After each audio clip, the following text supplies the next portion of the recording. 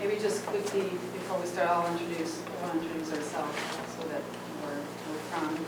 So I'm Mel Sylvester. I've been an organic farmer for about 10 years now. I say about because within those 10 years, there was a year I actually didn't farm, so I'm officially 9 years. And I started seed saving about 4 years ago, more or less. And my interest in seed saving came directly from being in a region. I was on the Sandwich Peninsula, and what I seen happening, I saw a lot of seed saver around, like this Mary Les Johnson was in that region, and Rebecca Jen, and I've seen them working with seed and all that. And when it came to me, like planting the seed commercially, I couldn't access, like I could buy seed from them, but they were selling it, it's all packaged. That wasn't like the quantity I needed for my farm, and to buy, like, I remember buying from Rebecca at one point, and I bought like I think 20 package of beans from her, and I was feeling kind of like, oh, am I taking all your seeds? Or so my big realization at that point was like, we need a higher amount. We need to get those small seed growers to create like a larger amount so that commercial grower in the same area can access those seeds that are grown in those areas, and not just gardeners. Like I have nothing against gardeners, but the commercial growers were having a hard time accessing the locally adapted seeds in the region. So that's where my whole like shift through is like, I want to get into that and I want to create that. So I'm currently back in Vancouver, not back, I've never been here before.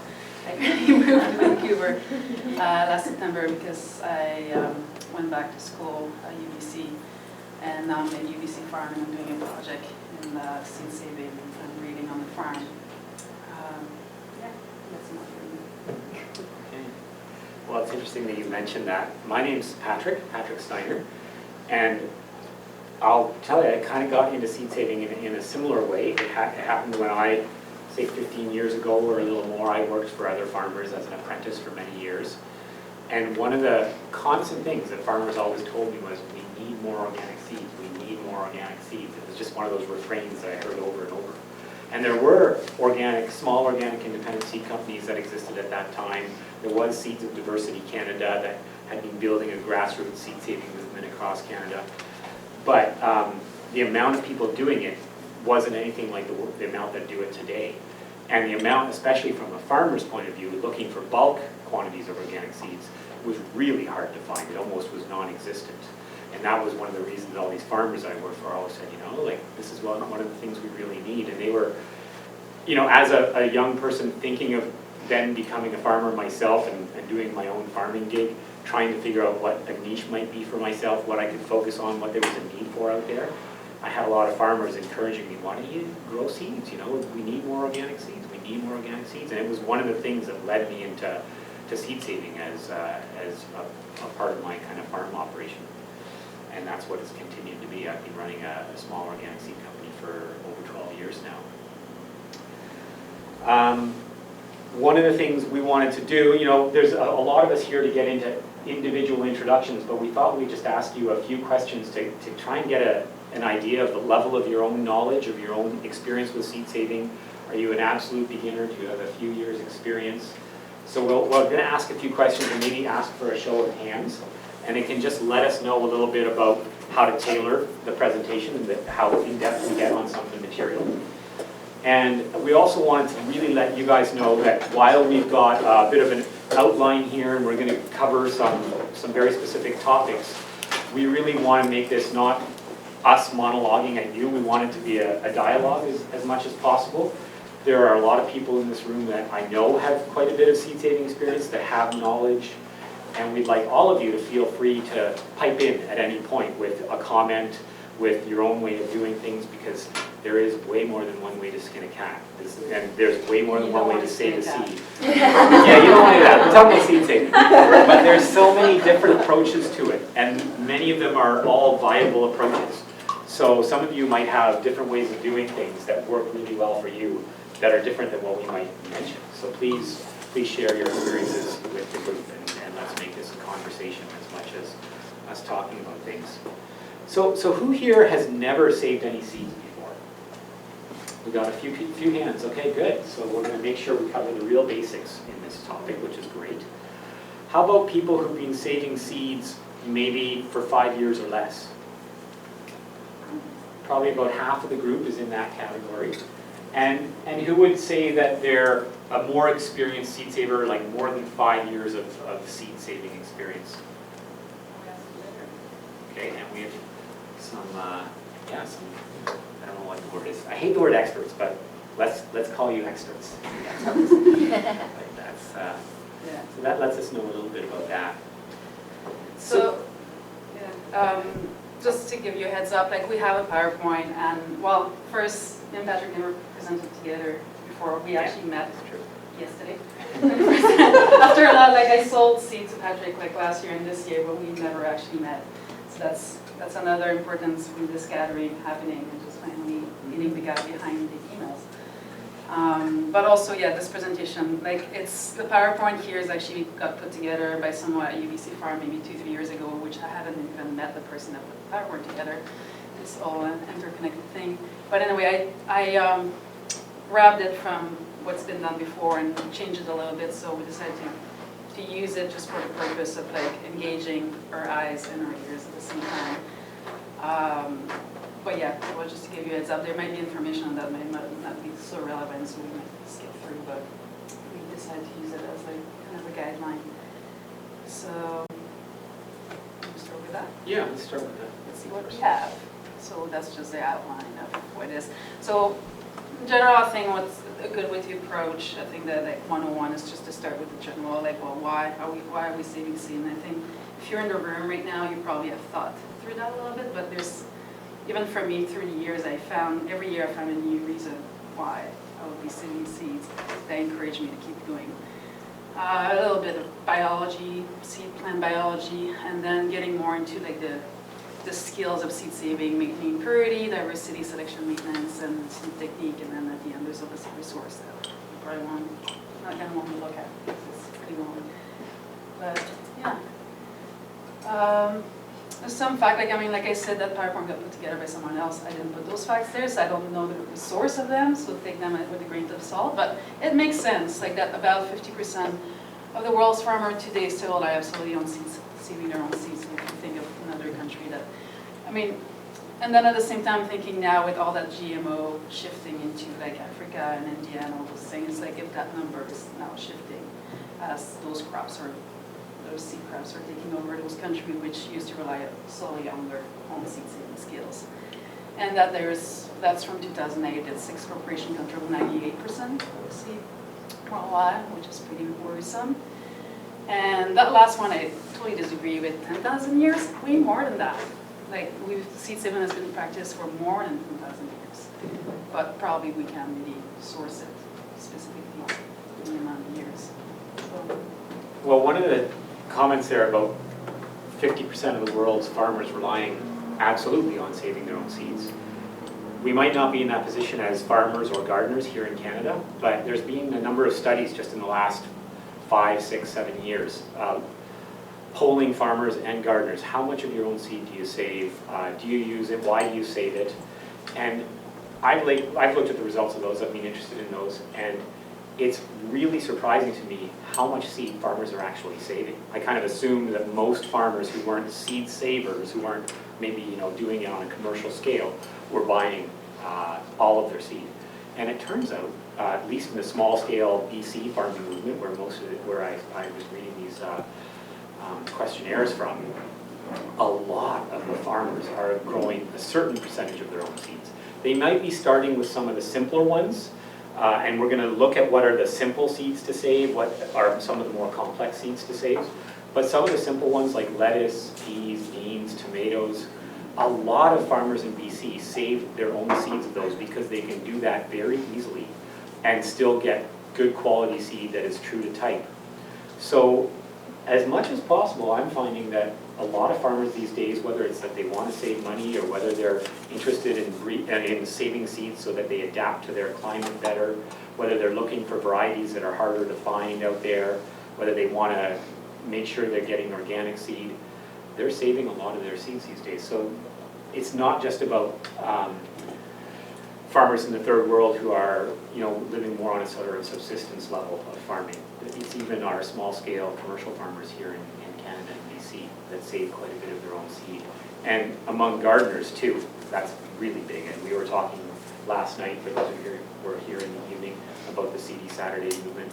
That has engaged so many of our backyard gardeners and just everyday citizens in the seed saving process. So it's actually a skill that more and more people are interested in, more and more people are doing. And what we're here to talk about today is the real fundamentals on how to do seed saving and do it well, even from a beginner's level. So that's sort of what we're going to talk about. So why is seed safe? Anybody want to throw some idea? I mean, you already named a few, like saving money. See if they were listening. Saving money. Yeah. Yeah, and seed costs a lot of money, so you do Yeah, actually organics. save money by saving your own seed. What was the other? You were talking about when you grow seed from year to year, it adapts to the particular conditions, the climate and whatever. Local adaptation is important as well. As a new farmer, another stream of income eventually. More control over your own production. Can you explain that? Like when you get more control, what do you mean by more control of your own product? Because it's important to build sustainability and biodiversity, ensure biodiversity and sustainability. And one of the ways is to make sure that seeds are the root. That's the start of everything. And so if you know where your seed comes from, then you know where your food comes from. Yes. By extension, on a local basis. Yes, and that's so important because we, in some ways, are starting to really not know where our seed comes from. And you heard Don Tipping talking about, in his opinion, a large proportion of our seed sources in the world have already started becoming genetically modified. I know where I lived, I was living in the Shuswap area in BC here, and it was very close to the North Okanagan, where you get a lot of farmers who are growing various grains. Corn is a big one. And I was told by farmers there that their main seed supplier in the North Okanagan was no longer stocking conventional corn seed. All you could get from them, sure, you could buy 12 different corns. Every single one of them was genetically modified. And this is right here in our backyard. This wasn't sweet corn, this was deep corn that they were growing, but it was really hit home to me that this isn't something happening way in the prairies or in Brazil or in the States.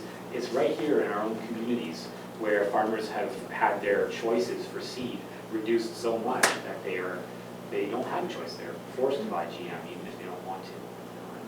And if we're not careful, the next step goes from the corn and the grain farmers, goes to the vegetable farmers, goes to the gardeners. And so we're not far away from that. So it really is important to have control of our own seeds. It is the start of saving your own seed to secure seed supply. I save seed because I want it in bulk. So, like, I don't want to go and buy all of Rebecca's, yellow wax beans because I feel bad. And then if I go to CD Saturday, it's like I can't get the quantity that I need for my farm. So I try and grow some of it by myself. And you pointed out something, a number of people have mentioned this, and I think one of the challenges for our CD Saturday movement is to start addressing the need for some bulk quantities of seed to be made available at that. Because it's a fantastic institution, these CD Saturdays, but it's true that it is mostly supplying at gardener level. And it'd be really neat to see the engagement of farmers who need bulk seeds to be able to find some of that at those CD Saturdays. Maybe they're not going to get everything they need for their farm, but they might get some of the more interesting and unique varieties that they're going to grow out that year on their farm in bulk quantities at CD Saturday. Oh, that would be awesome. That would be really And maybe neat. like I a think it's half-hour something we need advance to so that you work don't on. get beat up at the tables. Get like the farmer tag. Yeah. Excuse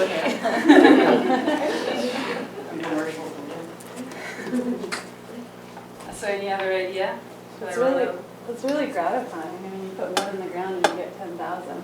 And I know that's kind of like funny, but it's also, I think it's made that way so that we do it. It's like it's that mental shift that kind of works for a lot of people. I don't know, maybe it's just me, but. No, it's not. Well, right along with that, more conscious of the cycle of life. I think that's an interesting point that I think a lot of farmers that I know that have been thinking for many, many years, like including myself before I started saving seeds, I didn't know what those plants look like in their second year or like for a lot of annual, and it's just been like mind blown by seeing that diversity creates also on the farm. By letting those one goes. Yeah, it's really, I think that the deeper and the longer I've gotten into seed saving, the more I've gotten entranced by, of course I love the plants and the seeds they're producing, but I'm really liking the dynamic biology around them, because there's all these different pollinators and insects that are going on there. You end up with all these insects living in the seed heads. If you've ever collected lettuce seed and stuff like that, the amount of other insects that are kind of crawling out of that bag of lettuce seed after you've harvested it is truly amazing. There's a whole community of insects living in there. And then there's even different plant interactions. We started undersowing certain ones of our seed crops with things like clover and stuff, and then the size that those seed crops grow to with the addition of clover that's fixating nitrogen is really different than if I don't do that. It's something that I probably only learned in the last few years to start doing that. I don't do it with all the crops, but some crops their seed heads are tall enough that I can do that. And so there really is, like you were saying, a whole other kind of biology going on when you get into the seed growing as well. Raylan, you had something to say? Yeah, I was just going to say, I feel like there's a security in having that skill, of knowing how to succeed, and also the importance of keeping that knowledge alive. So there's a lot of different reasons to save seed here. You guys have already just given us a dozen or so. And there's probably as many reasons as there is, gardeners and seed savers out there. Everybody has reasons why they do it. So maybe we can go on to, So that's. oh, you've got a business here. Yeah, it's magic. It's weird. But yeah, one thing that didn't get mentioned too, that was coming along with the fact that like when you see the entire cycle, what comes before the seed, it's flower. And one thing that it provides on the farm is forage for pollinators, not just, it says bees there, but it's not just bees, it's all pollinators that get this advantage. And also the biodiversity in the soil itself, because if you think about like root of a plant, like the rhizosphere around the root of the plant, that's where there's almost the most like more life per capita in the soil, it's around the root. So if you leave the root in the soil longer, what's going to happen is that you create even more diversity around that ball. Anybody's in permaculture know that principle of like that's why a lot of people don't turn their soil or just will cut the plant and leave the roots there, because that's where your gold in terms of soil is there. So by leaving a plant longer, which you have to if you save seeds, then you increase that. So, and then, yeah, I think we cover a lot of them, but like food security, seed security is a good one. It's a political statement. You can really like state that it's saving seed is a political statement that we've heard and seen through what's been said so far at the gathering. But let's move on. I won't keep the suspense on that.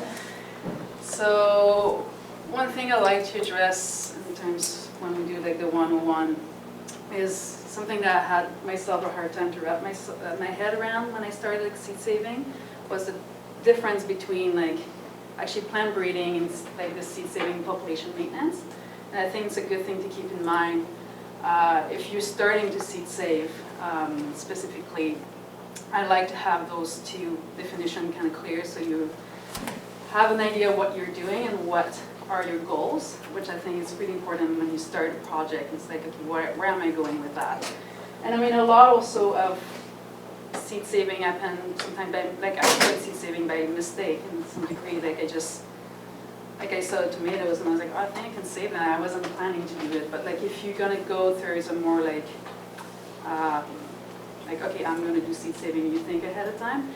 It's good to keep in mind those two things, which the main difference basically is when you do population maintenance will be, let's say you have an arugula you really like, you want to save your arugula, you just really like that variety and you want to adapt it to your region. So you'll grow a certain amount of population that you need for your arugula, and you'll maintain it by doing selection and by doing the various things that we will mention throughout the hours. But so that's basically what we call population maintenance, because you're not necessarily bringing new, bringing new genetics, you're not crossing anything. By default, if it's a regulator, they're crossing, they're cross-pollinator.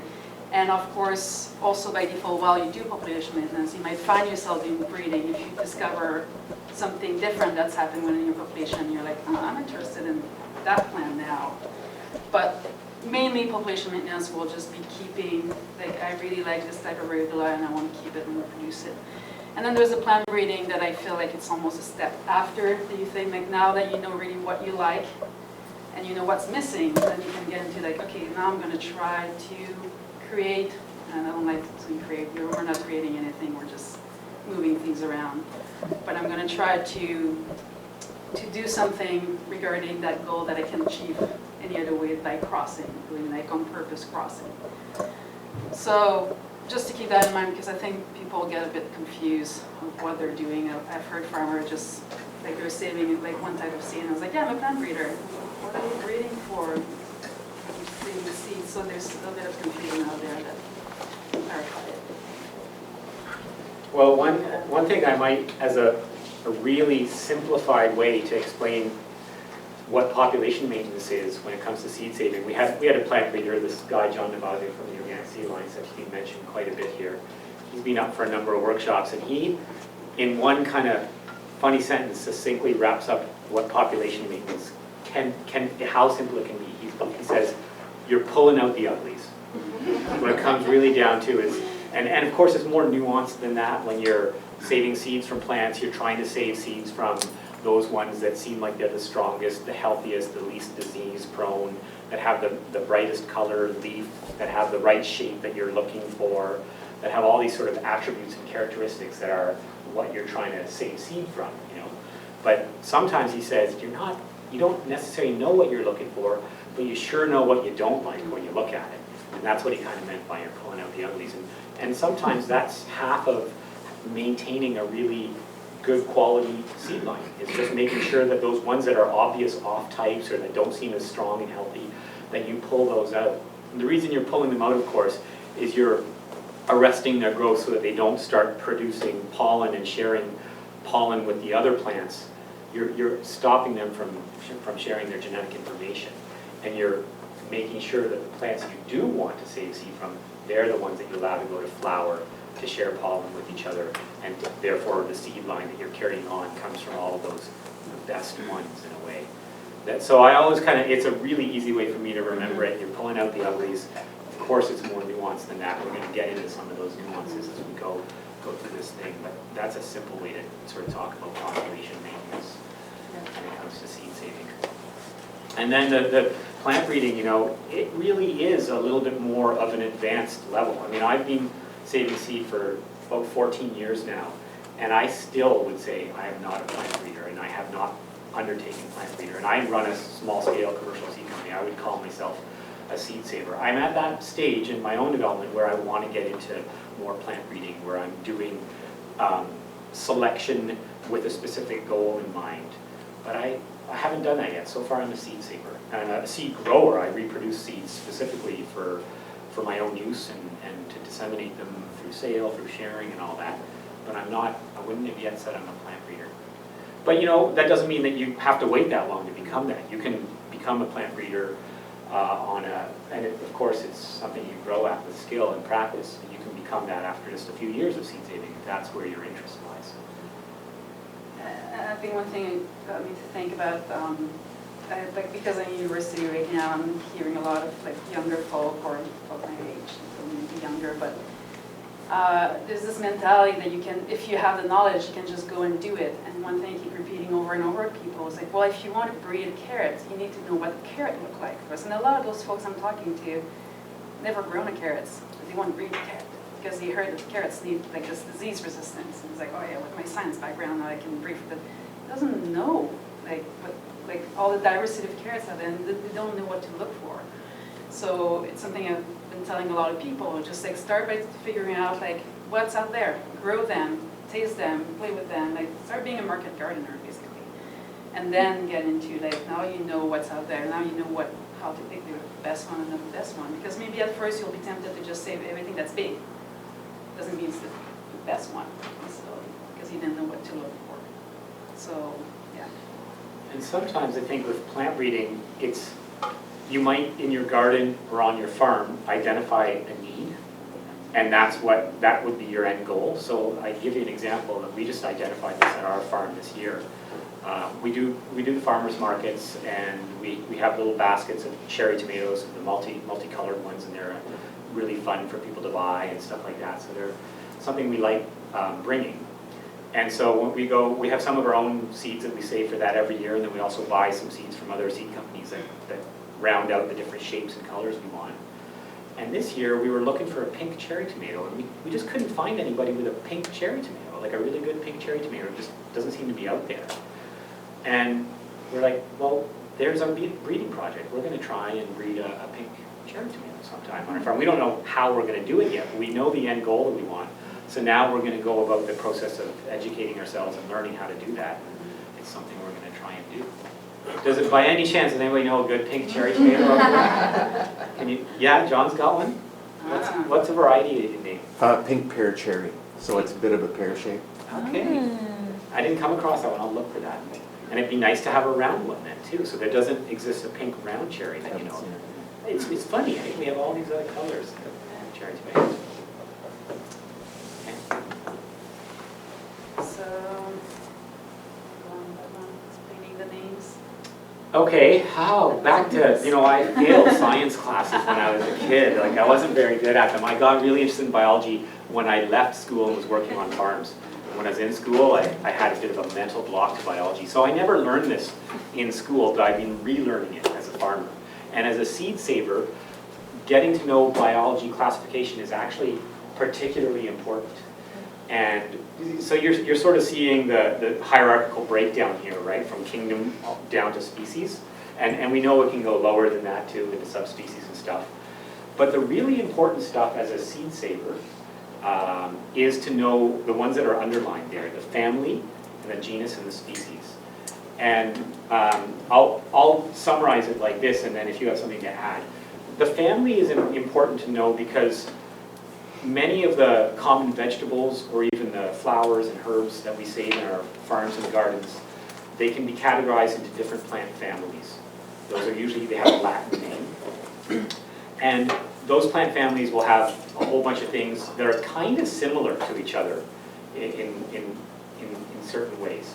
And the way that they're similar, the way that I guess it's botanists or taxonomists have classified these, is by things like the flower shape, the morphology of the flowers is where they've kind of started the classification, because that's the reproductive part of the plant.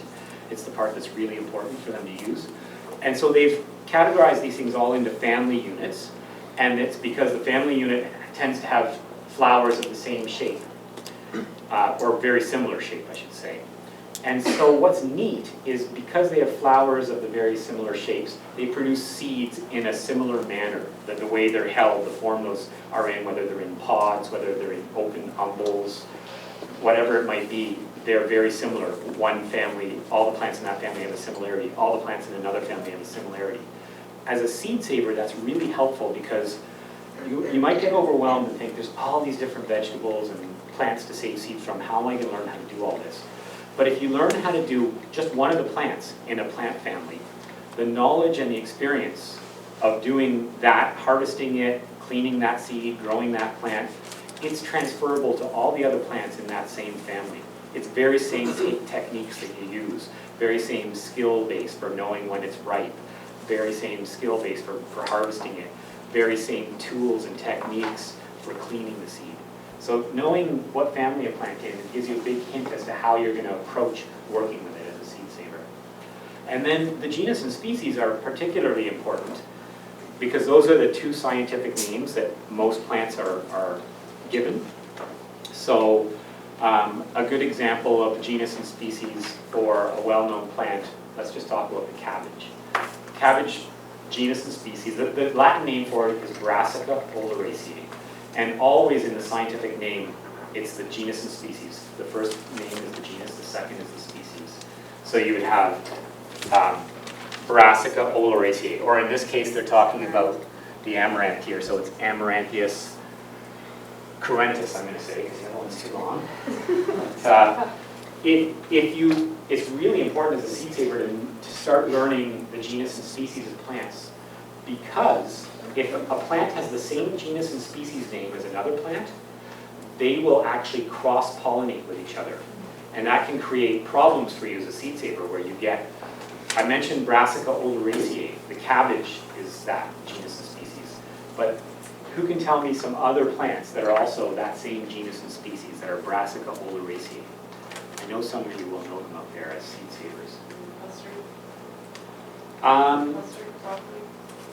Broccoli is a really good example. Some of the kales are a really good example. Kohlrabi?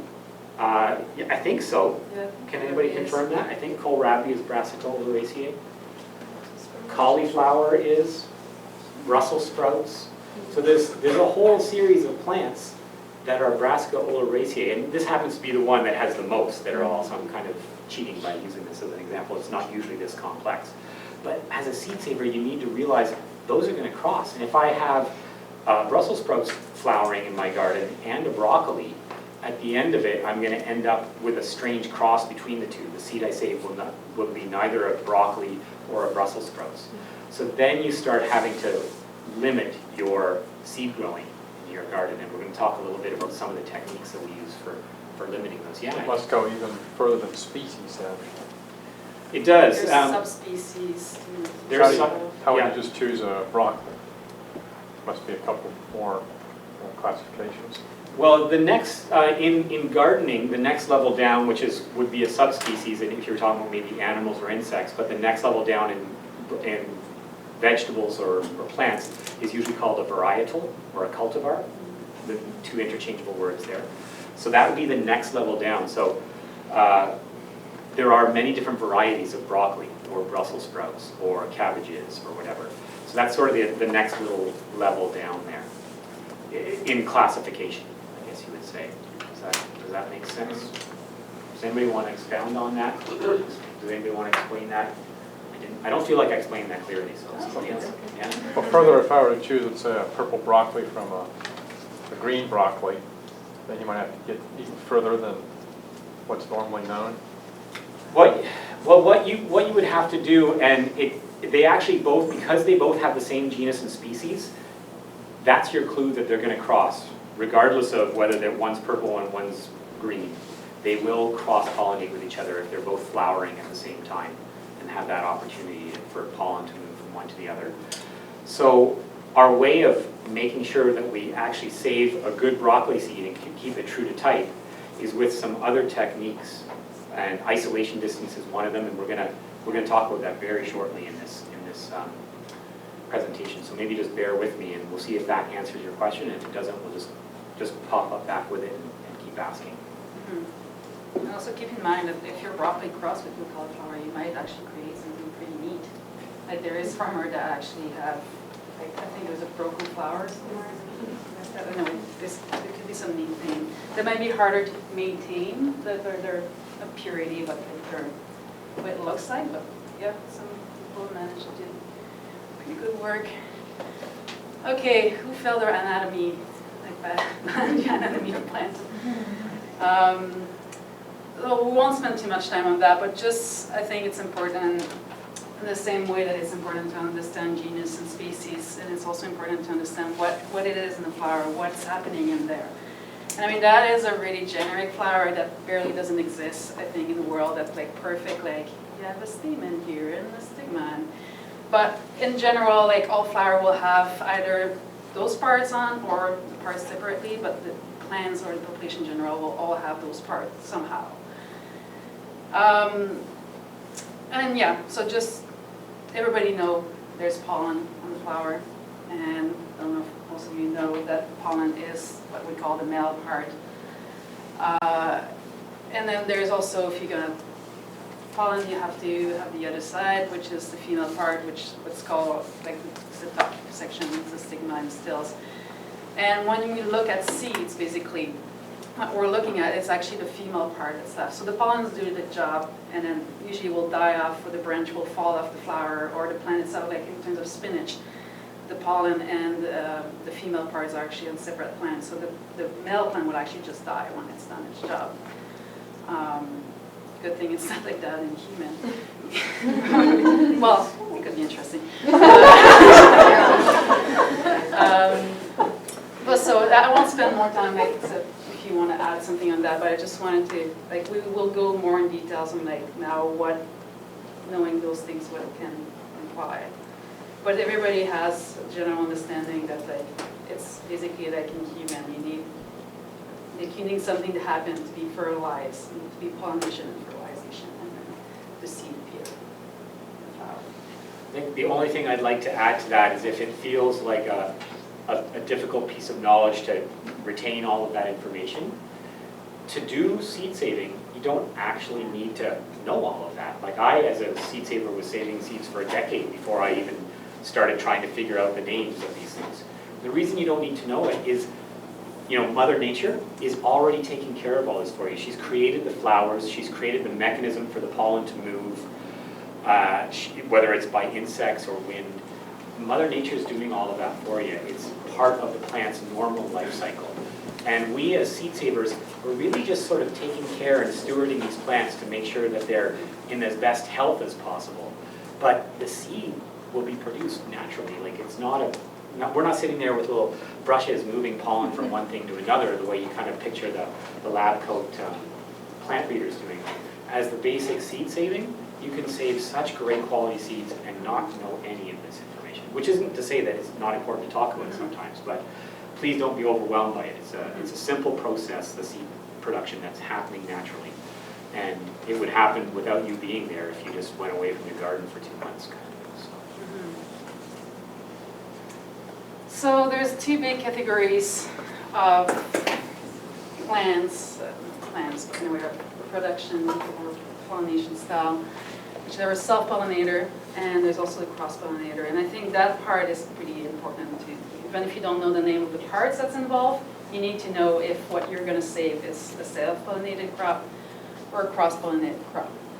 So quickly, self-pollinated, like anybody, well, that's going to be cheating. Anybody can name some self-pollinated crop without looking? Peas. Yeah. Lettuce, peas and lettuce I heard so far. Tomatoes. So basically, I think a lot of beginner seed saver are really familiar with self-pollinated crop because they are the easiest in terms of like, you don't need to care as much in terms of isolation distance. Like you can just save what you have, and mainly what you see, that's what you're gonna get. And then, like there's a line, say the very minimal crossing, the 2% is not really, depending on the plant, it will vary. But a plant that's considered self-pollinators, you're pretty sure you're under the 15% cross-pollinated, depending again, like where you are, how they're grown, and what it is. But yeah. Maybe the average 2% is right, I'm not sure if it's the right number, but a lot of them are 2%, but a lot of a bit higher. And what happened, like to have a self-pollinated crop, going back to the last slide, those flowers in self-pollinated crop will look really similar to what we see on the last slide. That means they have the female and the male part. So that's how they succeed to be self-pollinating themselves, because they have both parts. They don't need anybody else, they're self-sufficient. And one thing that happens often, what we see, like there's many different strategies that flowers and plants will use to be a self-pollinator. But one of them that we see in lettuce and beans and peas, the same thing, is that like the pollination actually happens even before the flower opens. So that's their way to prevent that, like all insects, because the insect will keep visiting the flowers and will bring that pollen around. And that's when that 2% or like 5%, depending on the crop, will happen sometimes. But mainly the flower has evolved to breed, like to self-pollinate itself and get fertilized before the flower itself opens. So it allowed it to be like, basically, I have a genetics I've been like transferring for like centuries and centuries, and I really like it. And I've been surviving through all that because I have that certain like genetics, and I'm just going to keep passing it. So those crops are, like I said, are really easy if you're starting seed saving, because you don't have to worry about all the crossing. But then they become also the really hard one if you want to get in plant breeding, because then you have to break those patterns. If you want to cross something that naturally doesn't cross, then you're going to have to get in there with like tweezer and things and try to break those patterns. But otherwise, like they're what we call a perfect flower. No, I think you summed it up. I always suggest for beginner seed savers to start by doing some self-pollinating seed saving of these plants. The four I really recommend are the lettuce, the peas, the beans, and the tomatoes, because you're very likely to just be totally successful at saving a seed and getting something that grows out exactly like what you wanted. So I really recommend that as a beginner seed saver. Start with one of those four, or start two, or start with those, because then you can build on those successes and you can go to something that's maybe the next level of difficulty up, which would be, instead of self-pollinators, what we call cross-pollinators. Can I ask a question? Yeah. Is that true of the ornamental sweet pea flower? Because I was under the impression that it didn't make sense saving seed that I had bought and beautiful varieties and whatnot, but I had heard that they revert back to some sort of original. If you replant the seeds the next year, you end up with some sort of an original monocolored thing, not the variety of colors and whatnot. Is it because they're hybridized, or? I'm not sure if sweet pea flowers are hybridized. Do you know, or does anybody know out there? Our historic varieties are true. So the heirloom ones? The heirloom I would ones put are. the heirloom sweet peas and save them and run them out for years. I've never had a problem with how it's maintained. So like royal family, and that's a true Yeah, one? the ones I've grown are some old Victorian heritage varieties of sweet peas, and every year they maintain a variety of color, spice and fragrance, all of that. Right. So even if you grow more than one type in a row, they will maintain their individuality? I can't answer that for certain. I haven't had that experience in growing them, because I always use either heirloom or open-pollinated varieties. I've never used hybrids of them. Right. But have you tried it? No, we actually saved seed one year, but then I was told this, and so I didn't bother because I didn't want to invest all that energy and then find that they all turn out pink. So, Usually the like alternate pinks will happen if there's cross-pollination and there's a color that's like dominant, and or like the crossing become dominant, But if sweet peas, I'm assuming, and maybe it's just like a fall name, like sometimes things are called the same name, but like if you look at, again, the genus species, it's totally something different. So maybe sweet peas are not real, like, the legumes family? no, they're definitely leguminous. I'm sorry. I'd have to check. I'd have to look a little deeper. Yeah, that would be interesting to see. Good, now I know what to look for. Thank you. And I just want to mention, you mentioned the difference between an open-pollinated variety or an heirloom variety and a hybrid variety. And we are going to cover this. Mel's going to talk a little bit about that difference. But it's important for you to know as seed savers that you need to be working with open-pollinated seeds as opposed to hybrid varieties. Because the hybrid, if you do save seed from a hybrid variety, it does revert to something from its parental line, and you will not get something that will look like what you were saving the seed from. Is there something in the name that identifies it as a hybrid? Often there is. Usually either on the seed packet or in the catalog, it'll say F1 behind it, or sometimes hybrid too. And sometimes the open pollinated say OP behind them. They have that designation. So that's the way that we'll try. I think if it doesn't say anything, usually by default it's OP, because I think if you have a hybrid, you need to identify it. It's a responsibility of seed growers to ID it. But at the same time, like I think probably everybody was listening to Don Tipping this morning, and he was saying that he likes to throw a hybrid in there, and so yeah, you can have fun too. Like I think a lot of people are more and more getting frustrated that so much of the good seeds are hybrid, and they're like, oh yeah, I'm gonna find a secret behind that hybrid. Because what hybrids are, it's just like basically, well, I'll cover that later, sorry. We'll finish cross-pollination. So cross-pollinators are often called wild breeders. It's the other way around, basically. So those plants have evolved to know that it's not the best to self-reproduce. Like either they have a lot of what do you call deleterious gene that, like, if they know if they self-pollinate themselves, they will have bad news at the end. And I like to use the example, it's like, I'm from a small town, so I've seen that happening. I'm breeding depression. I don't know if you call it that in G-Man. But yeah, like everybody I've heard about, like, don't marry your first cousin. It's not just like a political statement, it's actually a biological statement. Like, there's things that happen that like, can arise, and it's yeah. So I know, hopefully everybody was with me on that.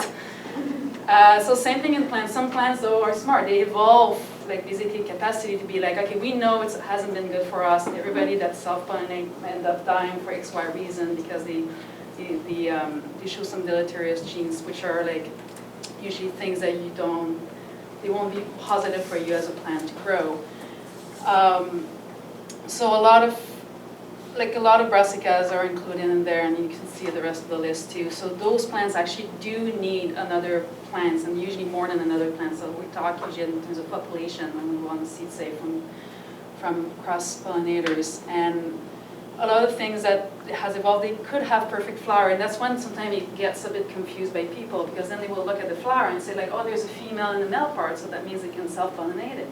But plants are really smart. They evolve things. But they evolve in a way that like sometime in that one flower, maybe the pollen will come before the female part is actually ready to receive the pollen.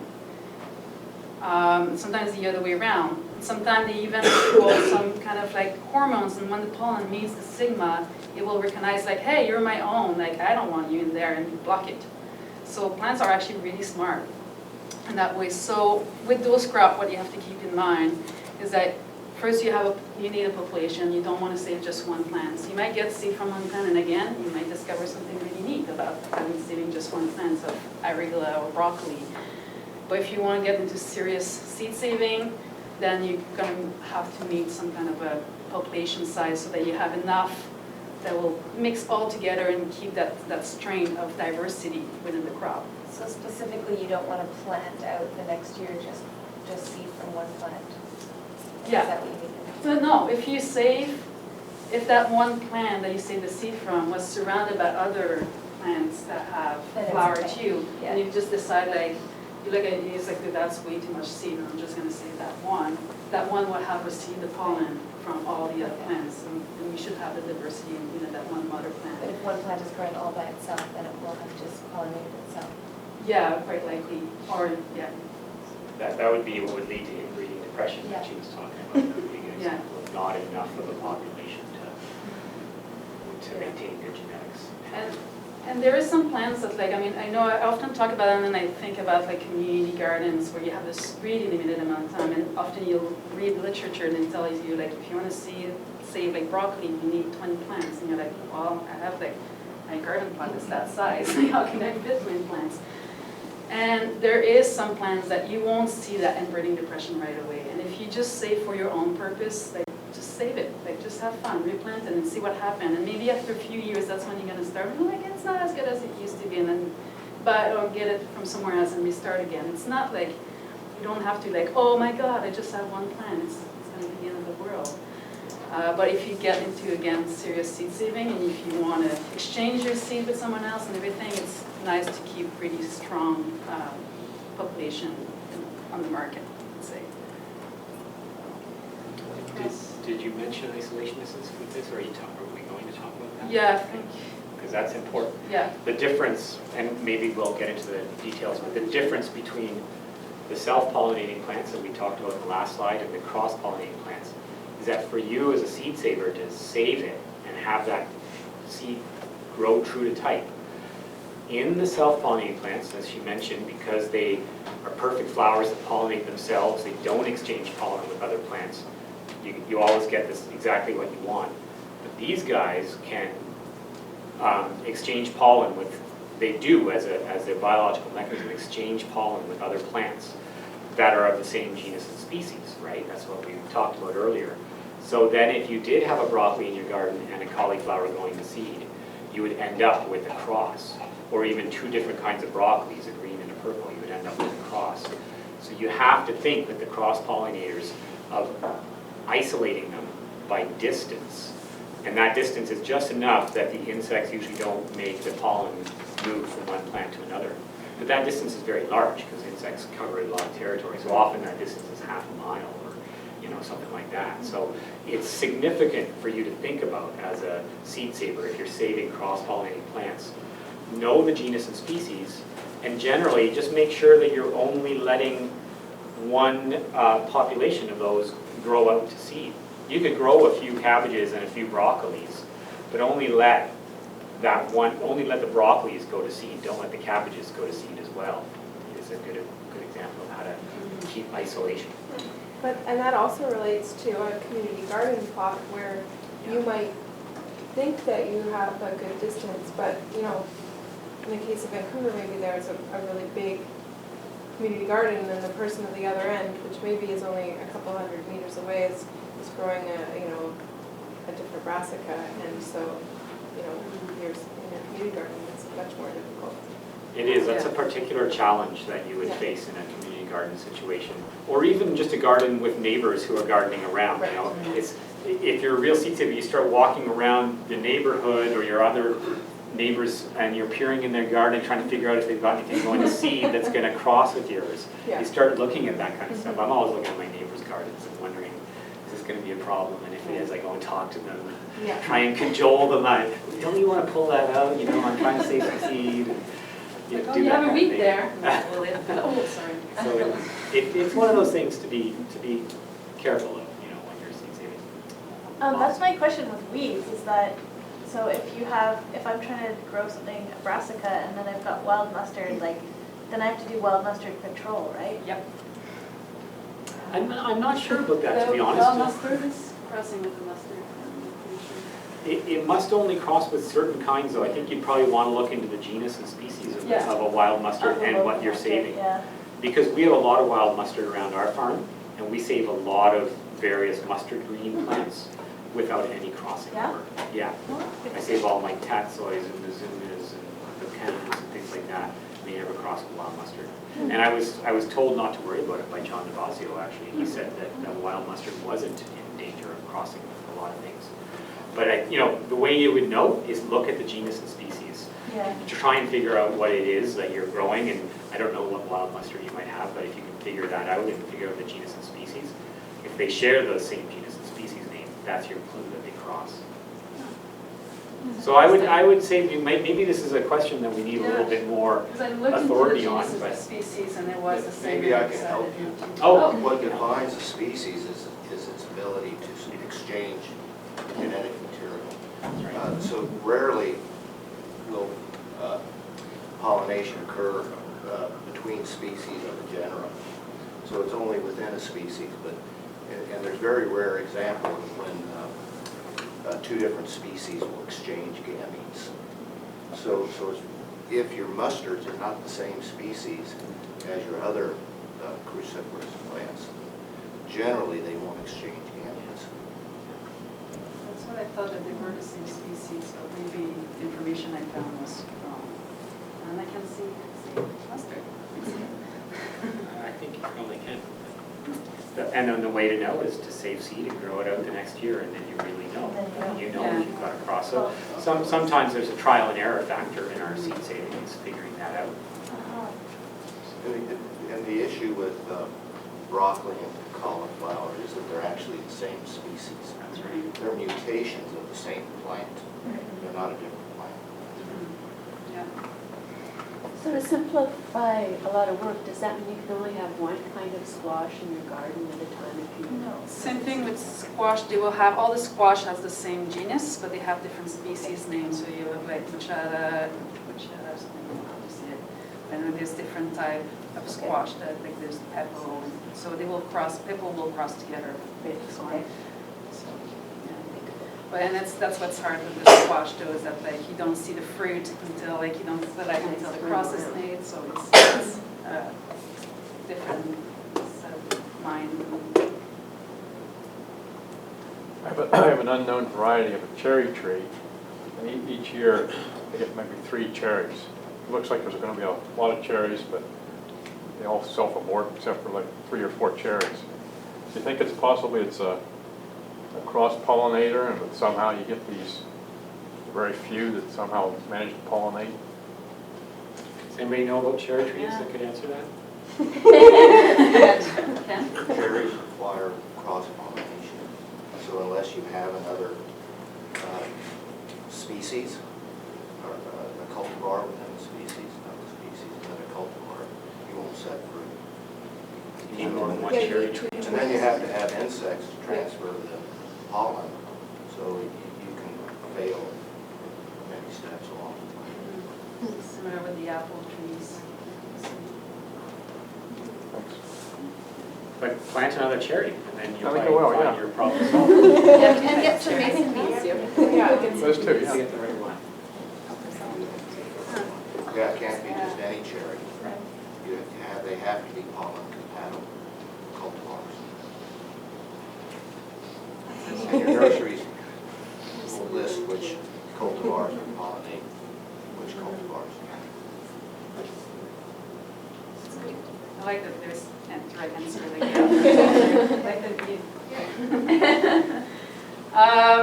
So quickly, one thing, I know that Don this morning mentioned those words, and maybe, I know I used to, like, when I go to conference and people drop a word like that, I'm like, So just to explain what they are, the monoecious and dioecious, which is basically in those two cases, the flower will not be perfect. What we call imperfect flower, which is just have male or just have female. But there's two types of that. There's the one, like corn is a good example. Everybody has probably seen corns growing. You have like the tassel on the top and then the corn cobs that grow there. So basically you have the male on top and the female at the bottom. They're made to meet. And the dioecious, which is, there's example like kiwis, marijuana. And spinach, which basically, like I said earlier with the spinach, like male plant it's separate from the female plant, and you need both to go along. But I'm having a hard time to express myself. So that's another thing that you have to keep in mind when you get, like, of course, those two types are cross-pollinator mainly. So you need a certain amount of population, but you have also to make sure on top of that, in terms of the dioecious, that you have a certain amount of male in your population. And usually within the population, they balance themselves pretty well. And even I think, like, I've never read like the theory behind it, but I got told that spinach actually have the capacity that if you just have female, the plants will know that and will revert to male. I don't know if you ever heard about that. I've never seen it happen. I know that when I grow spinach seed out regularly, you end up with almost 50-50 population. Yeah. That's the way it just happens naturally. I don't know So what you will have to force biology it is behind almost, but that's what I heard, which I thought was pretty neat for the plant. But there's a question I You answered it. have. Oh, Yeah, thanks. so just those two terms again that you will hear probably a lot when you get into plant breeding is monoecious, dioecious. That's the only thing it means. Like, and if you, like, one way I remember, like, mono comes from one, which is like the one house, means like it has the two, male and female on one plant, and dioecious is two houses. Two plants. So, yeah, we touched already a lot on OP and hybrid. For those of you that needed a definition, here's the definition.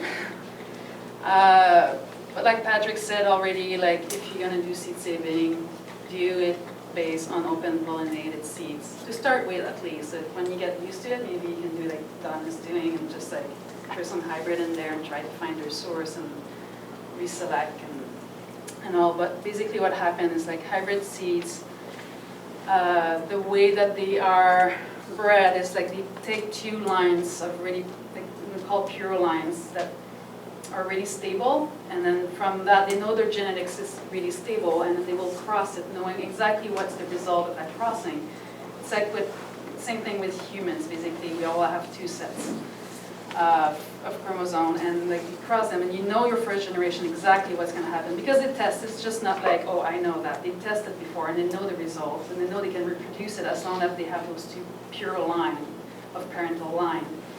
But what happened after is like now you have that plant that look really nice, that you're like, oh my god, that's the best lettuce I ever had. But if you cross that lettuce with itself within the population, then you're crossing all those genes again together. So what you will often end up is like in your next population, what we call the F2, if you have, say, from the hybrid seeds, is that you'll end up with like maybe that original like 2 parental seeds scattered throughout. So you will end up probably with a few that will look still good because they have end up with the randomization of the genetics to have reproduced the same thing, but mainly you will end up with like some kind of a weird population. And what happened with hybrid seeds too, to keep in mind, sometimes you could do that, you could save the seed, replant it, and I've known farmers actually have done that, and they're like, I don't see the difference, like that whole theory behind the hybrid seeds, that like they still all look the same. But what happens, like a lot of hybrid seeds are bred to resist disease. So maybe what they've done is like they crossed 2 parental line that was pretty much identical, but one was disease resistant to that particular disease, which maybe happened just in California, which a lot of our vegetable crops actually that we buy are bred to grow really well in California because that's where a lot of our vegetables come from. And maybe in your region you don't have the disease. So to you, it doesn't matter, you don't see the difference in the population because they both the parental line looked identical to start with, looked like what you see. But what they bred for and their effort was towards overcoming this disease that you don't have in your region. So who cares? Keep saving it. But then you have to be careful on the other hand. A lot of people will bred to have that color. So then when you save it again, you suddenly will end up with like that line of just pink. And you started with what? Gray, pink, white, and red. Not good color. So that's why we often we'll say don't save from hybrid seeds. It's not that you cannot physically save; those seeds will often be viable and reproduce. But it's that your result, what you're going to get from. Like if you look at your lettuce and like I really like the lettuce, then you may be disappointed the year after. I think the other important thing to mention about the difference between hybrid and open-pollinated seeds is that, of course, open-pollinated seeds are what plants have created for millennia, right? That's the natural way that plants reproduce themselves. Hybrid seeds are a 20th century modern creation of our genetic and plant breeding kind of community. And there's probably 2 reasons that they were created. One was an attempt to create a plant with more vigor, and there's a sort of phenomenon called hybrid vigor, that when they take a bunch of these parental lines, these pure lines that have been inbred for a while, they eventually cross them, they get for the one succeeding generation, which is the 1 year after when it's grown out, this phenomenon of hybrid vigor, which means increased yields essentially. And that's why industrial agriculture has moved to using hybrids a lot as their seed source. But just as important for them and for the seed industry is control of the seed, economic control, because the farmer cannot save hybrid seed and grow it out on their own farm, because as we're learning, it will not breed true to type. So the farmer is beholden to the seed company. They have to go back to them year after year and pay money for that seed. So that's, and some of the plant breeders that we've had talking to us have said that in fact, in their opinion, that's the greater reason for the hybridization of a lot of our seed supply, is the control and the profit that comes with hybrid seeds for seed companies. And that in fact there is not as much to be gained from hybrid vigor as they would like to make us believe. That indeed when you spend time on breeding for qualities like increased yield, you can achieve the same results by putting your efforts into breeding open-pollinated varieties. But the reason they've put their efforts into breeding hybrids is because they then have control of the seed and get greater profits. So what I like to say is, for those of us on a grassroots level who are doing this seed saving and who are retaking control of our seed supply, it's about working with open-pollinated seeds. And when we do the work of selection and breeding with them, we will end up with just as good seeds or maybe better yielding seeds than in the hybrids. It just requires our doing the work with those open-pollinated seeds. And they've been neglected by the seed industry for decades because they don't make as much money off them, because they can't sell them for as much as a hybrid, and people save their own seeds from them. So what I like to say is the revolution will not have hybrid seeds. What we're working towards here in retaking control of our seed system is based on working with our open pollinated varieties. Yeah. So then do they sell them for more because they're hybrid and higher yield?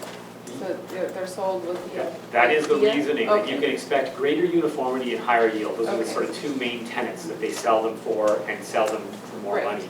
And of course, there's a whole industry where they have, PhD plant breeders behind all this, and it takes 10 years to develop a new hybrid line or something like that.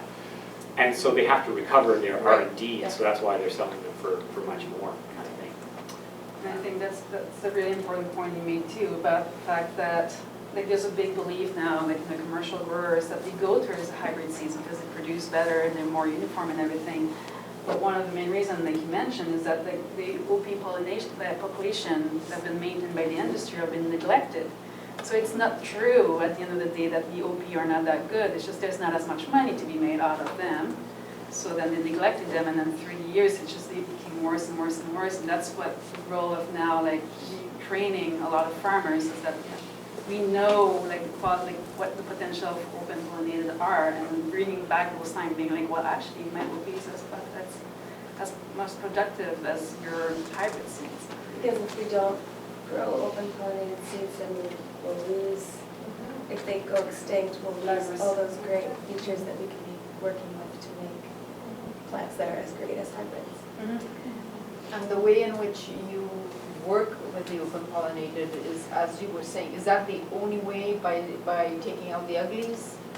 By, Maybe we'll, No, it's yeah, more, it's like a thing. yeah, it's more, That's right. There you go. more nuanced than that, there's more to it than that. I was just trying to simplify it in a way there with that little one line, but Yeah, we're gonna talk about selection, are we? Oh, Yeah. okay, that's right. There we go. Here it is. So just answer some question, there's one there and one there. Just on that note, because I'm just thinking for some of us who have got a lot of gardens, just as a rule to get, like the previous person spoke about the genetic diversity of how you can get, very many varieties and throws them together and stuff. So as a rule, would it be better just to try and get different varieties growing, pollinating each other? Or does that, or is it just, like somebody said, taking out each one that you have and getting the best plant you have? Depends what's your goal. If you're happy with the population you have, with the Yeah. variety you have, you can just keep maintaining it by pulling, like we'll call pulling the ugly. If you have two variety and you like both of them have their positive, then you could mix them and have something.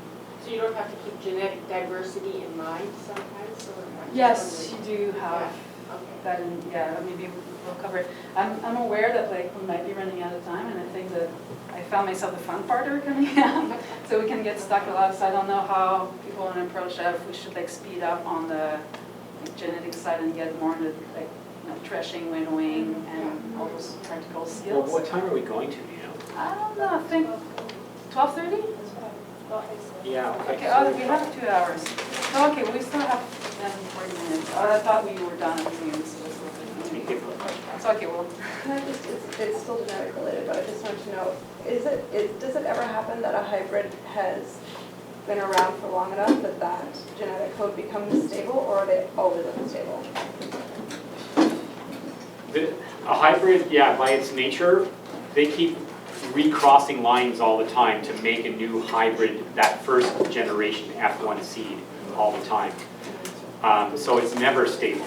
A hybrid is never stable. But when you get more into perhaps seed saving, what some people have said is they'll grow a hybrid out, save the seed from it, grow that out the next year. There may be quite a lot of shape diversity, color diversity, height diversity, all that kind of stuff. As a seed saver, they might go through and try to pick the 40 plants that are the most similar for them, that meet some criteria they've got. And if you do that and save the seed from that, say year after year, maybe after 7 years you have stabilized something. But it won't be the same as that original hybrid. It'll never be quite the same. You'll have maybe stabilized a version of that hybrid, but it'll always have a bit of difference. But a hybrid itself is, but by the time you've done that over 7 years, you've been saving seed, it's now an open pollinated one because you never were growing from the hybrid other than the first year. A hybrid seed is always unstable. save the seed. Don't seed companies have to maintain those parent lines? Yeah. Yeah. Yeah, and that's what the trade secret is behind, is like they will usually not even give what are the parental line, because that's how they make their money. So that's what the business is based on, is to find those parental line and stabilize them so that they can create the hybrids over and over and over. There's always 2 parent lines, or could it be that there's more? There can be many more, from what I understand. Yeah, it's, Yeah, they might be, I mean, they might be crossing 4 or 6 at times like that, you know. Well, and- But it may be not in hybrid one year, only right? have 2 parent lines. But- It's the cross of 2 highly inbred lines, to isolate the genetics of each line, and then you bring them together in the egg line generation. In 1 year is my understanding though, but because the creation of it could take 6 years, it might be over another year. They started with, say, 2 parent lines. In another year, they bring in the 3rd parent line that's crossing with the outcome of that first 2 parent lines. Another year, they might bring something else in, right? So you actually could be crossing 4 or 6 lines if you, in the process of creating that hybrid. Does that make sense? Yeah. And I'm not a good person to actually explain about the I'm not hybrids. good at explaining that. So moving on to one thing we mention a lot now, like how to maintain, like, and that's what we've been talking about mainly right now. But the different way you can maintain that viral purity, that what you have, like basically, if you have a plant that you like, you want to keep that the way you see, and you want to grow it over and over again. You need to focus, and I mean, we covered that already, so we're not going to spend too much time here, but you need to focus on isolated. If it's a cross-pollinator, obviously, you isolate it as much as possible so you don't have this surprise happening the next year. And there's different way. I mean, the main one I think everybody has in mind is always distance. You isolate by distance because it's a physical isolation and you don't have to think about it, don't have to worry about it. You know it's far enough and it's going to be pure in the population. But there's other thing, as you get to know the plant, there's other thing you can do, which is isolation by time. So if you get to know your brassica, and I've known people are doing, because brassica are pretty easy in our climate here, and we just, no, not that easy, but they are possible to save in our climate. And different brassica might flower at different times. So if you're aware of that, if you've grown them from a year and let them grow the flower and noted that, or started earlier and started another one later, then you can play with that. If they don't flower at the same time, they can cross. Even if they have the potential to cross because the flower is not there on that first plant and the second one flower. So it's another way to do it. Or by growing season, I mean, if you do it for your own farm, it's great to have always first year seeds because they're usually more like vigorous. But you can also like decide like, okay, well this year I'll save my mustard, like green mustard, and following and save my red mustard, and I'll save enough that first year for green mustard that can last for 3 years on my seed bank that I have. So that's another thing to keep in mind. And then there's a more like, it's not, once you set up, it's not that complicated, but you can also do bagging and caging, which is like isolating it, again, physically, but by putting like, this different, I think there might be a picture of cage coming up and bagging with, we see that a lot with squash flowers, that you will do your end pollination and then put a bag or put something like tape it to keep it pure. But that's get more into like you really need to know again, like flower biology when you want to do those things. But it's possible. And the other thing also I'd like to mention about isolation distance is that you will find probably online there's a lot of different numbers. The numbers are like sometimes so different and it gets really confusing when you try to wrap your head around like, what is that distance? I need to keep them apart. And the thing I heard from John DiBaggio at one point is saying like, well, it's good to have an idea of the distance, but mainly you want to have an idea of your environment that's around you. So we were talking earlier about like urban farmers, so people like their garden in a city, and what the best thing I would say to an urban farmer and want to seed save is try to find a beekeeper or someone that's really knowledgeable and pollinator in your area and ask them like, how far is your bee travel here? Because there's this physical barrier that bees in the city won't travel as far as they are in an open field. So once you know that, you know how far you need to isolate your flowers and your plants. So, and there can be mountain, if you're in a rural area, if you have a mountain range right beside your farm, then even if it's a small one, that will create a barrier too. There's river can create a barrier because there's like wind that comes into it. And So you need to be aware of your environment more than like looking for those numbers. It gets sometimes really confusing. Maybe I'll explain sort of how we maintain varietal purity at our farm, just to give you a kind of an idea of how it might work in the field or in a garden. But we work with both, you know, we said that all the plants fall into two categories, self-pollinators or cross-pollinators. So we can grow quite a few different self-pollinators on our farm. I can grow quite a lot of varieties of lettuce, of peas, of beans, and of tomatoes, because they're pollinating themselves, they don't cross as a general rule. So we're able to grow a lot of different varieties of them, and they're scattered throughout the farm. But then with the cross-pollinating ones that we talked about, the whole family of the alliums, the brassica family that we talked about, the crucifers, the squash family that we talked about, we have to limit ourselves to growing only one variety per genus species of those crops on the farm in a year, basically, because we just don't have the isolation distance required on a small farm like ours to have lots of those different varieties. So we can still grow one carrot every year to seed, one parsnip, we can grow one beet, we can grow one onion, and I can grow one of the brassica odoraceae things. But I cannot grow two different carrots at our farm. I cannot grow, you know, two different onions to seed in the same year. So it just kind of gives you an idea of where your limitations are. And an easy way to find, and we don't have a handout, it would have been a good idea for us to actually make a handout, but there are very basic seed-saving charts that you can just find on the internet. If you were to probably Google seed-saving chart or something like that, you'd come up with something. And actually, maybe a good one is, John, on your website, do you have that chart that you have in your catalog? It's not posted on the, we just did a new website, so it's not posted on there. Okay, too bad. He makes a good chart in his seed catalog, actually, Sunshine Farm Seeds, with the things like the isolation distances to look for. But if you were to just write seed-saving chart into Google, you would come up with something that would tell you all those isolation distances. It would probably tell you the genus and species of there.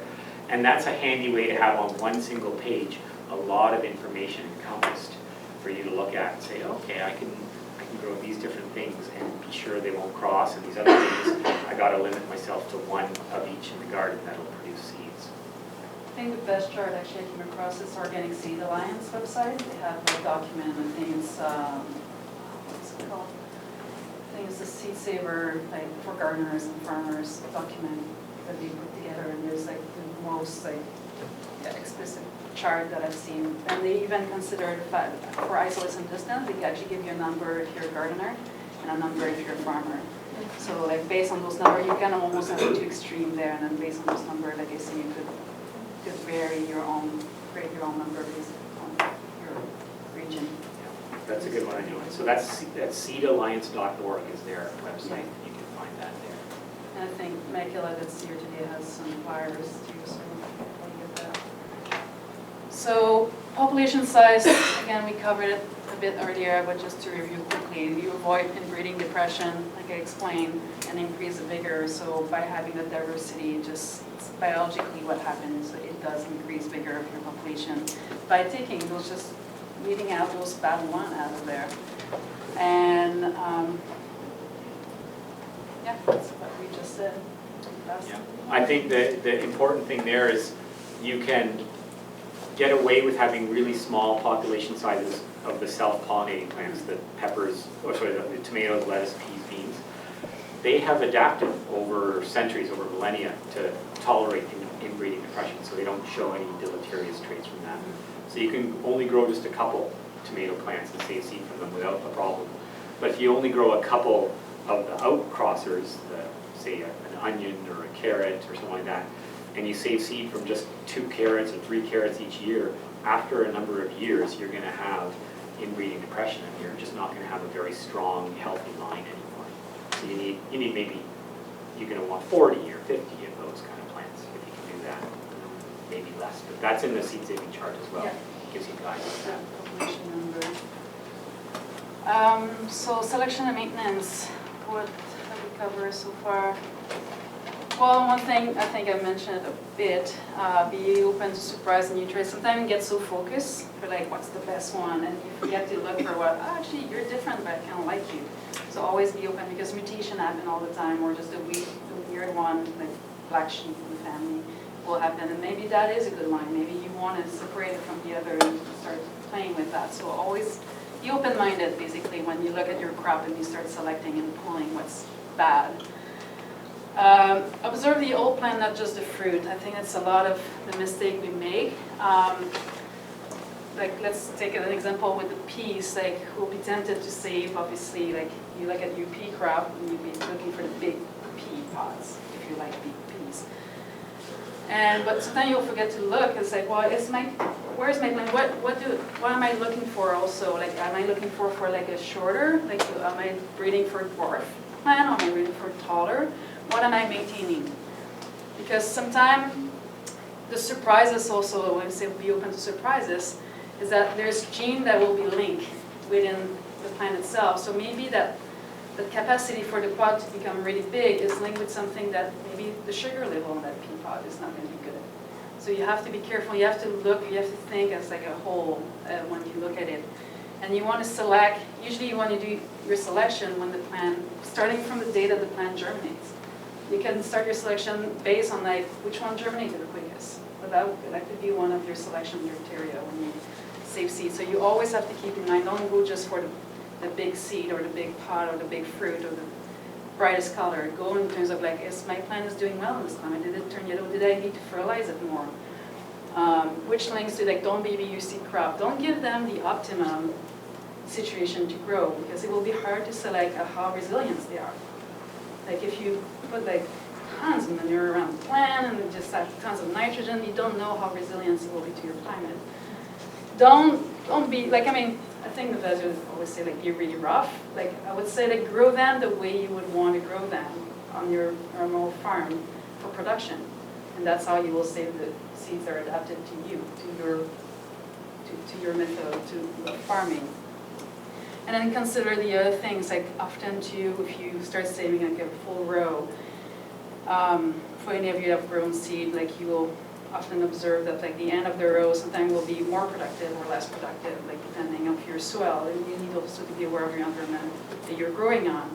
Maybe the middle of the field will be really productive and you'll be tempted to save from that, but maybe you also know that there's like some kind of a wave in your soil that's like, it's always more productive there. So that means that the seeds that will be grown right beside might be as good genetically. They just can prove themselves compared to that like nice spot that was really fertile compared to beside. So you need to be aware of all those things when you save seeds, so you don't select for things that you're not really aware of. So I think selection and maintenance, you get better at it with practice. The more you are a gardener and then become a seed saver and you're observing your plants, the more you begin to notice things that might be off or that might be desirable. And that's how you do your selections, just by becoming somebody who's noticing and aware of what your plants are like. So you're walking through your garden, or you're walking through your farm fields, and you're observing. And you don't just do that at the end of the season when the seeds are hanging there. You do it, as Mel said, from the beginning of the spring throughout the season, and you start seeing things that don't seem right or other things that seem really particularly productive. And you take all those things into account when you're doing your selection. So it's really about observation and common sense. You know, as a gardener, you develop those things anyway, so it's just that. Another thing too, I thought I mentioned it somewhere, but it doesn't seem to be there. It's like select before it starts going to seed. Like before it starts bolting, I mean. Because what you'll notice, like in the spinach seeds, is a good example of spinach plants, is that when they start bolting, their leaf shape is going to change. So if you were, for example, selecting for a certain like really roughly kind of leaf that you really like, then when it starts bolting, you'll see the leaf shape start changing. And it's not because the plant is suddenly going like wacko, it's just hormones happening with that bolting. So you need to select before all that happens, so you have a good idea. So if you do biannual, for example, you select the first year, you don't wait till you get to the second year when it starts bolting and you're like, oh, which one has the best color now on my chart? You select that the first year while you're growing it. Yeah, the screening technique, use untreated seed, that's another thing, is actually, sometimes they're not necessarily hybrid, but they can be treated for resisting pathogen, for example. So you will have a hard time to select for pathogen resistance if it's untreated, you just won't get it. Use OP seeds, we've mentioned that many times now. Plants a lot, tend to the best germinator, which is what we're talking about always selecting out the bad one. And sometime I think in plant breeding, we talk about like positive versus negative selection too. Some people will actually select the best one only and just keep that little population of the best one. But mainly I think when you do population maintenance, you just throw out the worst one. Use organic practice, it's personal preference. And hopefully everybody's here. And regular observation, don't just do like one selection on the plants, you have to size, walk through, like constantly walk through the field, side, or your garden. Because through the season it will change. I think another thing with selection and maintenance is, you know, we are doing that as gardeners, and that's an artificial kind of selection. But there's also a natural selection happening in your garden and in your fields. And that's from different environmental pressures, whether it could be extreme heat, or maybe there's too much rain one year and so you start having fungal pathogens, or it can just be like even insect predation. And so sometimes you're growing a lot of plants out for seeds, and a whole bunch of them end up with aphids all over them, but some of them don't as well. And so those ones that seem to have some kind of a natural resistance to aphids are a desirable plant for you. Or maybe all of them end up with aphids, but it just seems like some of them come through well at the end, and a few others are real bedraggled things. That's your clue, like, well, I'm not going to save seed from those bedraggled ones. I'm going to crunch those under or do something with them, and I'm going to save seed from the ones that were healthier and that were able to withstand those kind of natural selection pressures. So that's something to keep an eye out for as well, is those natural pressures that end up doing the work for you, doing the selection work for you. But there's, in terms of seed saving too, there's sometimes there's two techniques, the seed to seed and root to seed. And root to seed is often used with crop, because you want to select some, if a radish is, how would you know how the root is if you don't pull it out? So you have actually to pull it out, look at it, and replant it. And that's what we call root to seed, which is the case with a lot of biennials. You will have to pull out a lot of them, and there are roots. And there's many techniques to do that. A lot of people often say, well, how do I taste it if I need to replant it? But there is tricks to get around that, to taste. And you want to have people with you when you do the taste test, otherwise you just don't taste anything anymore. So that was the rugging, you know, some ideas. That term. What does roguing mean? Oh, like that's what we've been talking about, like in terms of pulling the bad. That's, I think, the official word. Selecting out the bad ones is often. I've learned that word last year, I think. That's different, like selection criteria that you could base your selection on. So you see there's many, you can take one, you can take two, you can see it as a whole.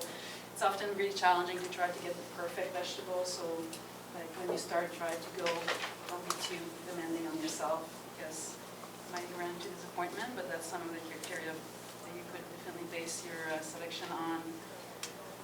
And then we get into technique, which I wish we had more time to cover those different things, but maybe just mentioning some terms that you will probably hear through the weekend too, so that you're not too lost for people that haven't heard those terms before. But the main one we often hear that I know was confusing me at the beginning was threshing and winnowing. What are those ones? So I would say basically if you want to know what threshing and winnowing is, go to the seed room and ask around, and you will even have the hands-on presentation of what it is. But mainly threshing is just to separate the seeds from the pod or the seeds from the branch. That's like in spinach, the seeds are actually like naked on the branch, and we just separate those seeds from the branch.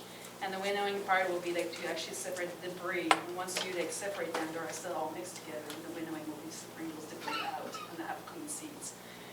But there's many different steps and process involved, like you can see from the beginning to the end. Definitely the seed room. There's nothing better than some hands-on experience with seed cleaning, and that's what the seed room is meant to be today, for anybody to give a try. The screens, look at the little machines, try different seeds. There's a lot of material there to work with. Like the two different type of seed, and that's not based, well, it could be based on their family, yeah, actually it is based on the family, but when we talk about dry seed and wet seed, best example for wet seed, tomatoes, we're gonna process them in water, and we are growing some kind of liquid. As dry seed, you want them to have them, some dryness before when you harvest or to process them. Sorry, so there's a series of pictures. I think they're actually from Salt Spring Island. I recognize Dan Jensen on this picture, but again, I didn't put that slide together. So you could see different technique, like the shaking, like when your pods are actually pretty dry, one thing you can even do if you have that type of the pods allowed is just shake it in the bucket and the seeds will fall, which are the easiest one because you can just safely do that because then you don't even have to crunch them and separate the chaff from the rest, they just fall in the bucket. But then in another case, there's a little animation. So this will be the threshing box. That will be when Dante Venusman was talking about densing on the pods. That's something that's used to do that, which so this little slab and will allow you to have some adhesion and like roll the seed pod and get them really well threshed that way. So and it's like you can see it happening. Winnowing, we saw the fan and bucket this morning. Another way, just a big sheet of something. Get someone to work out if you don't have electricity where you are. There's many ways to do that. Or the extreme air compressor, just blow the S out of it. And then aftercare, which you cover that, like what to do once you have those. Well, yeah, this sort of post-harvest handling is pretty important. You've gone on to a whole season's worth of work saving that seed. And one of the most important things is to always, when you're saving the seed, bringing it in from the field, having it wherever you're drying it, cleaning it, make sure you've always got a tag or a piece of paper in there labeling it. You wouldn't believe how quickly you believe you're going to remember what that is and you totally forget. So always write down, the seed varietal name, the year that you harvested it or something like that. You can put more information than that if you want. You can write little notes or whatever. But make sure that that tag or that label accompanies the seed through all the different stages of cleaning and goes into your final bag or receptacle that you put it in. It's really important. Labeling is so important. And then seed storage, like the kind of holy trinity of seed storage is cool, dark, and dry. So you want to keep things in as stable of a temperature as you can. The more it fluctuates, the harder, the less good that is for the long-term viability of the seed and storage. So trying to find a spot in your house or place where you're keeping the seeds that's relatively dark, cool, and dry. That's really important. And germination testing and stuff like that, you can get into doing that if you want. Certainly if you're at the point where you're selling seeds, either you or the seed company is probably doing some germination testing. But for your own use, it's really just to satisfy your curiosity. Unless you're relying on that seed maybe for your income as a farmer, you might want to do some germination testing and figure out if it's going to grow next year. And there's really easy ways to do that. Usually like putting it on a damp piece of paper towel and keeping that in like a little Ziploc bag that maintains moisture around it is a simple way to do a germination test. You might have to re-moisten that every couple of days, something like that.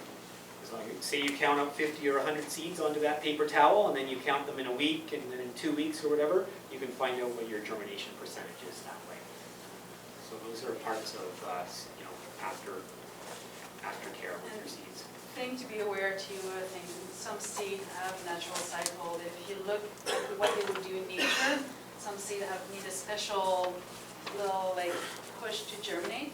So you have to be careful about that too. It's like if you save a seed and then you try to germinate, it's like it's not germinating. I totally screw up somewhere. But maybe that seed needs dormancy. Maybe it needs to go through 6 months of dormancy. So you can do research about that. It's hard to know by looking at the seeds. And there's, by family, sometimes there is rules that follows, but as a general, there's not that much generally. You need to know the seeds. Some seeds need to go in the freezer before they germinate well. They will germinate, like cilantro, I think, and parsley's some of them that they will do really good if you put them in the freezer first and germinate it. They will germinate otherwise, but then you start your selection right there. like you're selecting for a seed that will germinate without being in the freezer. So it's all interconnected, but you also have to keep that in mind. I just ran into that recently, like I grew spinach and then tried to germinate that, and I'm like, oh my God, nothing's germinated. And I was talking with my colleagues today, and she's saying that like a lot of spinach seed takes 6 months before they'll actually start to get out of their dormancy, and give me some tricks about how to keep them out of dormancy without waiting the 6 months. So. But don't be too scared, because that's probably the exception to the rule. Like most of our these are domesticated crops, and that domestication process, we've bred out most of the sort of inhibitors to germination, whether it's dormancy or, you know, the need for freezing, scarification, all that. Fermentation. Yeah, so most of the vegetables, herbs, seeds that you'll save don't have that problem, but a few Yeah. might, you know. Just keep that in mind, not to panic if it happens. Just anything else. People hungry? I think we should break it here, and maybe if you have individual questions for Yeah. us, you can talk to us now or throughout the rest of the day, and we'll stick around here for a Yeah. bit. But If you need resources, there's a list of you there.